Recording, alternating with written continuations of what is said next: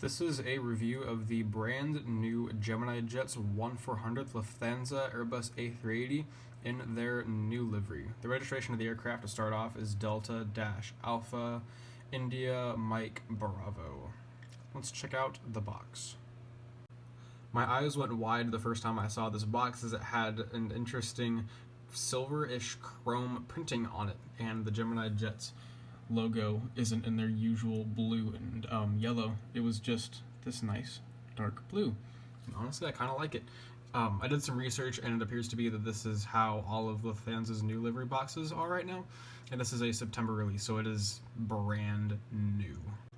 Here's the inside of the box where the aircraft would be, but I already took it out, so here's the panel that shows you information on the Airbus A380 and also the aircraft that is contained in the box. Pause if you want to read. Now let's have a look at the model.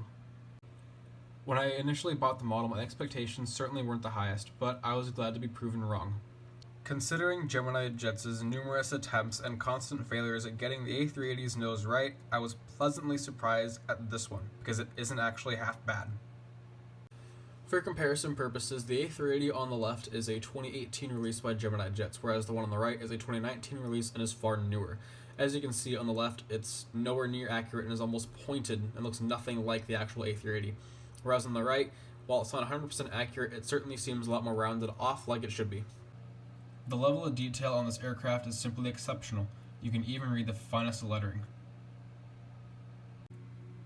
On top of the aircraft, you have 3 aerials, 2 Wi-Fi boxes, the rear one being 3-dimensional and the front one being 2-dimensional. You also have the 2 beacon lights. There are no aerials on the bottom of the aircraft.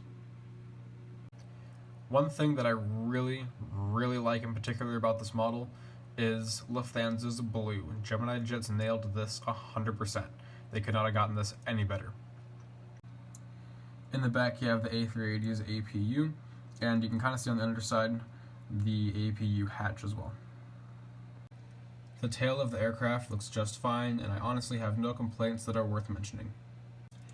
Here's one of the wings with 2 of the 4 Rolls-Royce Trent 900 engines that are the powerhouse of this aircraft.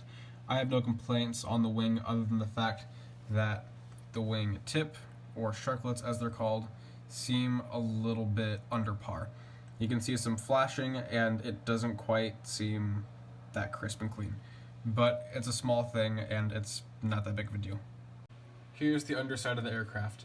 The landing gear is straight, the tires roll, the bogies pivot, the engines have very nice detail, and everything looks just fine. A common problem people have had with the Gemini Jets' A380s is that they never seem to sit down on all their tires. This one, however, rests on all 22. And that is just about it for this review.